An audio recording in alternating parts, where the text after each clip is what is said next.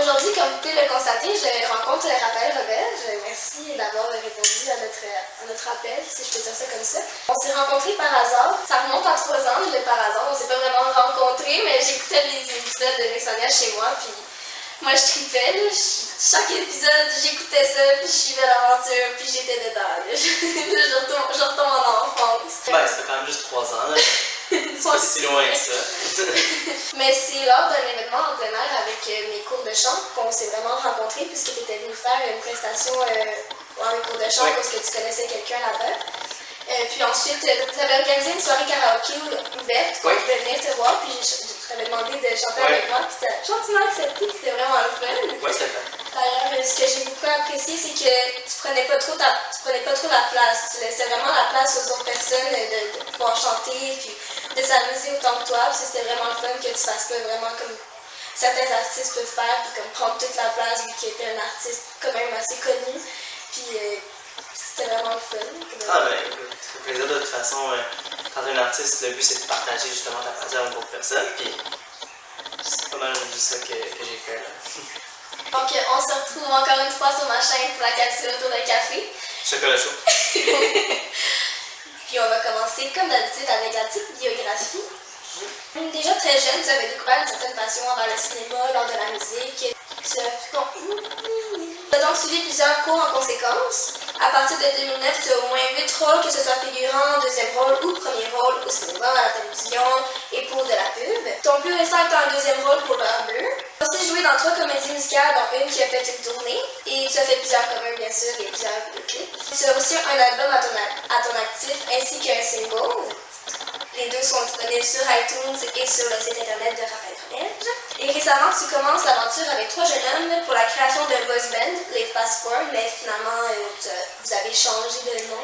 En fait, on a changé de nom parce qu'on n'est plus 4 maintenant, mais je peux pas encore dire c'est quoi le nouveau nom, donc surprise. Restez à la fin. C'est ça. À cause de ça, tu vas aller souvent à New York régulièrement. D'ailleurs, moi j'avais une petite question personnelle. C'est comment les voyages à chaque fois à New York? C'est sûr qu'en train c'est long. C'est un 10 heures en train, sinon je l'ai fait en avion aussi. L'avion c'est beaucoup moins long, c'est beaucoup plus fun. En auto, sinon. C'est sûr que c'est long d'aller à New York, de revenir ici, mais ça vaut la peine, puis j'espère que ça vaut le quoi. Tu dois avoir du fun aussi avec les 2 autres personnes.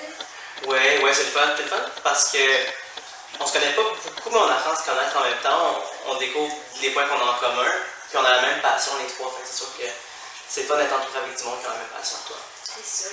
Si j'aimerais ça faire ça dans la vie. Je travaille sur des nouvelles chansons en ce moment, en solo, mais c'est pas, je peux pas en dire plus pour l'instant. Donc, on va commencer par parler de Mixmania. Vivre en communauté pendant une longue période de temps avec d'autres camarades, le stress des pratiques intenses, gérer l'école aussi, parce que vous faisiez l'école là-bas parfois. Qu'est-ce que tu as trouvé le plus difficile et le plus facile dans tout ça? Ben, je te dirais que j'étais plus réservé dans ce temps-là. Comme aujourd'hui, j'aurais plus profité de l'aventure, du trip de gang. J'en ai profité, j'avais beaucoup de monde là-bas, mais des fois je voulais être un petit peu seul dans la chambre. Rien contre personne, juste que des fois j'avais envie de juste me ressourcer un peu. Parce qu'on restait quand même, je veux pas, toute la semaine ensemble. J'en aurais peut-être plus profité pour être plus souvent avec eux, si je le ferais aujourd'hui. Parce que j'ai plus confiance en moi, j'ai plus d'énergie dans le temps aussi. Sinon, l'école c'était pas vraiment un problème parce que j'avais juste français et anglais à faire. J'avais des cours de cégep à distance que j'ai pas fini finalement. C'est juste une autre histoire. Il y avait une pression sur nous, c'est sûr, parce que on était en compétition l'un contre l'autre. C'était pas 2 équipes l'une contre l'autre, puis c'était vraiment comme t'avais les chanteurs, les danseurs, mais les chanteurs étaient l'un contre l'autre. Donc c'est sûr que oui, on savait beaucoup, mais il y avait certaines compétitions, on voulait tout gagner. Puis, mais j'ai vraiment des bons souvenirs de cette aventure-là. Suite à Mixmania, tu as fait une tournée. Oui. C'était fun, tu faisais quelque chose que tu aimais, ta passion, blablabla.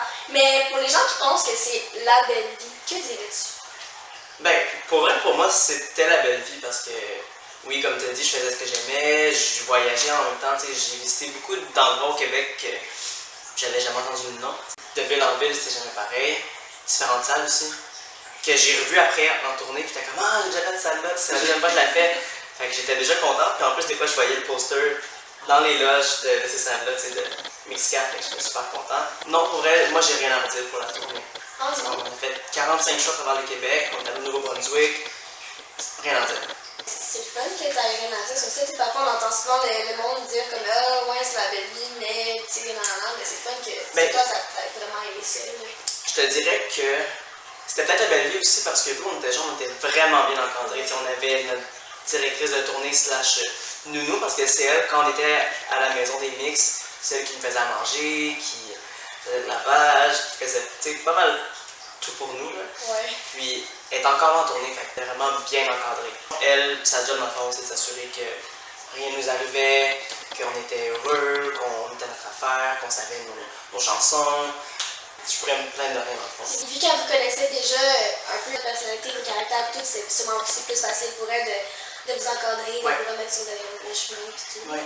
Maintenant que tu fais d'autres tournées, puis que tu es plus vieux, plus mature et tout, le travail là, la différence entre la tournée de Mixmania et tes tournées passées? Ouais, je suis quand même un peu nostalgique de Mexicain parce que je veux pas, c'était vraiment nous qui l'avons en avant-plan, puis on faisait des grosses salles, puis on remplissait, le monde était vraiment content. C'est encore des shows aujourd'hui, puis je remplis les salles que je book, mais c'est pas la même chose. J'aimerais ça un jour revivre une grosse tournée comme ça, c'est sûr. Mais la tournée que j'ai faite comme du musical, justement, c'était différent parce que j'étais pas moi nécessairement. Le monde venait pas pour voir Raphaël, Réginald, Marc-Catherine, Mégane. Ils venaient pour voir Peter Pan, Blanche-Neige, Cendrillon. C'était vraiment pas pour moi. Dans le fond, j'avais du fun, mais j'étais un personnage. C'est pas le même feeling de tournée. Mais les deux étaient vraiment le fun de différentes façons. Tu as fait plusieurs formations, dont une pour une voix de radio. Ouais. Pourrais-tu nous en dire plus? Puis quelle est la différence entre une voix de radio et une voix de télévision? Dans le fond, une formation de radio, c'est différent parce que la radio, on ne voit pas ton visage. Il faut vraiment que tu sois très expressif. Donc, c'est vraiment des boîtes de publicité pour du café, de la nourriture, name it. Tandis qu'à la télévision, on va voir ton visage. C'est un différent type de jeu. Le jeu de la bouche, comme mettons, quand on dit chante avec un sourire, ça paraît plus. Ouais. Puis quand la télévision, en fait, tu vois ton sourire, fait que t'es pas super obligé de l'entendre. C'est ça. Ouais. Donc, une critique. Une critique disait pas plus tard. Qu'est-ce que je dis, moi? Dernièrement qu'aujourd'hui. Prends ton temps, c'est correct. Pas plus tard qu'aujourd'hui. Une critique disait dernièrement qu'aujourd'hui, tu sais, dans le temps, c'était comme plus difficile de faire un disque. C'était vraiment du monde connu qui faisait un disque. Mais que maintenant, aujourd'hui, n'importe qui peut faire un disque. N'importe qui peut créer un disque puis le vendre puis qui chante pas si bien que ça ou qui sache juste un petit peu chanter, il peut faire un disque puis le vendre. Mais pour toi, c'est quoi l'importance de faire un disque? Qu'est-ce que ça t'a apporté? Qu'est-ce que cela apporte à un artiste? Mais moi, je dirais que s'il y a plus de CD aujourd'hui, tant mieux. Il y a plus de variété. Mais ça dépend. Si la personne n'est pas prête à sortir un CD dans le sens que, mettons, la voix n'est pas encore prête, je dirais de continuer de prendre des cours, de s'améliorer. Puis quand que tu sens que tu es prêt, dans le fond, tu fais un CD, quand c'est pour toi, quand tu es un artiste qui tu as envie de sortir quelque chose, tu as envie de faire vivre des émotions des personnes, je vois pas pourquoi quelqu'un t'en empêcherait ou quelqu'un dirait que c'est plus facile de faire des CD aujourd'hui. Non, parce que dans le temps, quand tu étais à un certain niveau de célébrité, tu peux faire un CD, mais aujourd'hui, c'est plus des mini-albums qu'il y a. C'est différent, là. Des mini-albums de 5 chansons comme moi j'ai sorti.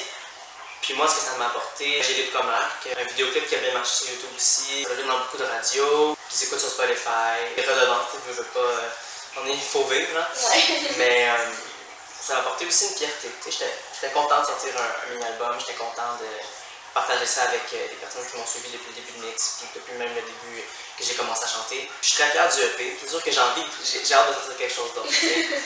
Mais moi, ce que je réponds, c'est tant mieux s'il y a plus de CD. Il y en a pour plus de personnes, il y en a pour tous les goûts. Peu importe ce que la critique dit, c'est pas tout le monde qui peut sortir un mini-album ou un CD. Là, ça prend des moyens, ça prend du talent. Du talent, puis du courage. Récemment, tu as rejoint un boy band. Un boy band. Un boy band. Est-ce que tu peux nous en parler un peu plus sans révéler tous les secrets, bien sûr? Puis, comme genre les étapes, audition, préparation et autres trucs. Souvent, on pense aussi qu'un chanteur doit juste chanter, mais en réalité, c'est quoi? Ouais. En fait, dans le boy band, en ce moment, on a fait des chorégraphies. C'est assez bizarre parce que dans Mix, j'étais juste dans les chanteurs, puis c'était la première année qu'il n'y avait pas de danseurs, puis là, on est dans un boy band, il faut que je danse. mais j'ai vraiment aimé ça. Ça m'a permis de sortir de ma zone de confort. Tu sais, je dansais toujours danser un petit peu, mais pas beaucoup. Là. Puis juste d'apprendre les chorégraphies puis de pouvoir chanter en même temps, c'était quand même. Tu sais, j'étais fier de moi. Puis juste d'avoir une attitude, tu sais, quand tu danses, plus comme les danseurs dans le mix. Mais c'est sûr que je parle au niveau de danse, là. Loin de là. Ouais, sinon les étapes, ben en fait, ils m'ont contacté sur une plateforme de casting sur internet. Une plateforme plus aux États-Unis. Puis ensuite, je suis allé en voyage avec mes parents. Je me suis dit, si je suis pris dans le boy band, ben, je serais pris. Si je suis pas pris, sinon, c'est des vacances. Je vais visiter New York. Non, j'ai été pris. Puis ensuite, aller-retour pour aller enregistrer, pratiquer, comme ça. Ouais. Pour l'instant, ce qu'on fait, c'est qu'on attend des réponses avec des maisons de disques. On se croise les doigts. Des grands projets peut-être qui s'en viennent. On espère, on espère. Question sur l'orgueil et le métier. Parce que dans une interview que tu as donnée pour Hollywood PQ, tu disais que le péché capital qui te ressemble le plus, c'est l'orgueil. Est-ce que tu dirais que c'est un défaut qui est difficile à gérer dans le monde artistique vu qu'on se fait souvent remettre à sa place? Est-ce que l'orgueil ne prend pas un très gros coup? Oh, vous avez bien fait vos recherches. Oui, c'est vraiment mon péché capital, c'est vraiment l'orgueil. Mais je pense qu'il y a beaucoup d'artistes qui sont orgueilleux parce que, veux pas, quand tu fais ce métier-là, c'est parce que t'aimes ça de faire dire que t'es bon. Puis c'est pas juste ça, mais tu sais, c'est sûr que quand tu reçois une critique qui dit ah, tu chantes tellement bien, ou des fans qui vont dire que t'es beau, whatever, c'est sûr que ça te fait plaisir. First, si c'est une critique négative, mais que c'est pas constructif, je la prends pas. T'sais, c'est juste de dire que t'es laid ou que je chante mal, non, je la prends pas. Mais si quelqu'un dit ah, tu sais, c'est bon, mais je te verrais plus dans quelque chose comme ça, ou tu devrais moins faire ça, ou ça, je peux le prendre parce que c'est constructif. Mais juste des insultes, ça fait rien à mon orgueil, ça fait juste comme. C'est ton opinion. Mais, ouais, c'est sûr que l'orgueil, des fois l'orgueil en prend un coup, mais ça fait partie de la vie, on a choisi ce métier-là, puis on vit avec. Dans le métier à l'ère numérique, que penses-tu des plateformes comme Spotify? Comment un jeune qui veut faire carrière aujourd'hui doit jongler avec cette réalité? Ben, c'est sûr que Spotify, c'est bien situé sur des playlists. Mettons, s'ils te mettent dans la playlist, mais comme les commentaires étaient sur la playlist Bonne Humeur sur Spotify, ça te fait. Il y a du monde qui te découvre, il y a du monde qui t'aurait peut-être pas découvert juste sur iTunes ou à la radio, mais ça enlève quand même beaucoup de redevances aux artistes. C'est comme une épée à double tranchant parce que c'est des personnes qui t'auraient pas nécessairement connues, qui découvrent sur Spotify et qui ont peut-être aller voir tes spectacles, mais ils n'achèteront peut-être pas tes albums non plus. C'est ça qui est la double tranchant, c'est qu'il y a du positif, mais il y a beaucoup de négatif aussi. Mais je suis pas contre Spotify. J'aimerais juste que les redevances soient plus pour les artistes, je pense. Ouais. C'est ça que je dis. Que dirais-tu à un jeune qui voudrait se lancer dans cette carrière-là? Il y a beaucoup de choses que je dirais à un jeune ou une jeune qui veut se lancer dans le milieu de la chanson ou du cinéma. Premièrement, c'est d'être préparé. Préparé parce qu'il y a beaucoup de travail, il y a beaucoup d'heures de répétition, il y a beaucoup de cours, de formation. Préparé aussi à recevoir des critiques. Là, aujourd'hui, j'en ai un petit peu moins, mais c'est sûr que quand j'ai fait mix, toutes les mix, on se faisait des fois dire des choses qui n'étaient pas nécessairement jolies sur les réseaux sociaux. Il faut apprendre à pas aller les regarder. Ou si tu les vois, d'essayer de faire une carapace. Parce qu'il ne faut pas que tu te laisses affecter par ces critiques-là. Sinon, c'est de prendre des conseils de ceux qui ont plus d'expérience que toi. À chaque fois que quelqu'un que j'admire ou quelqu'un qui a beaucoup d'années de métier derrière lui, j'essaie d'absorber le plus possible de ce qu'il va me dire comme critique constructive ou comme commentaire. Avoir confiance, parce que c'est dur d'avoir confiance en soi, c'est dur de s'accepter comme on est, c'est dur de se laisser aller complètement quand on est sur scène, de ne pas se juger pendant qu'on chante. Il y a toujours quelqu'un qui regarde, le quelqu'un c'est toi, là. Le quelqu'un c'est toi qui te regarde pendant que tu chantes, puis dit ah non, qu'est-ce que tu fais en ce moment, t'as l'air d'un fou, genre pourquoi tu fais ces mouvements-là. Il faut apprendre à faire taire cette petite voix-là qui te dit ah c'est pas bon ce que tu fais. Il faut vraiment que tu te fasses confiance, que tu te laisses aller, puis c'est pas grave ce que le monde pense, c'est pas grave si le monde aime pas ce que tu fais en ce moment.